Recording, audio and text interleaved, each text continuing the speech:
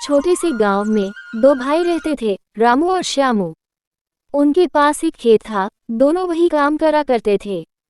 एक दिन रामू ने श्यामू से कहा, मुझे लगता है खेत का बड़ा हिस्सा मुझे रखना चाहिए क्योंकि मैं बड़ा हूँ। श्यामू ने कहा, नहीं भैया, यह खेत पिताजी ने हम दोनों को दिया था। लेकिन रामू नहीं माना। उसने गांव के मुखिया के पास जाकर शिकायत की। मुखिया ने दोनों भाइयों को बुलाया और उनकी बात सुनी। रामू ने कहा, मैं बड़ा हूँ इसीलिए मुझे ज्यादा मिलना चाहिए। श्यामू ने कहा, नहीं भैया, ये खेत पिताजी ने हम दोनों को दिया था, इसलिए हमको इसे वैसा ही रखना चाहिए।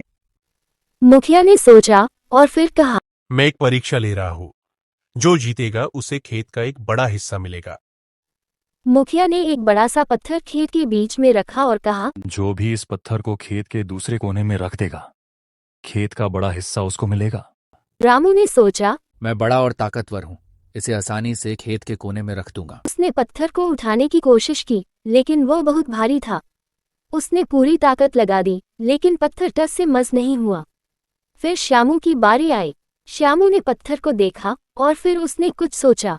उसने रामू से कहा, भैया, हम दोनों मिलकर इसको खेत के कोने तक ले चलते हैं। दोनों भाइयों ने मिलकर पत्थर को उठाया और धीरे धीरे खेत के दूसरे छोर तक ले गए। मुखिया ने देखा और मुस्कुराया।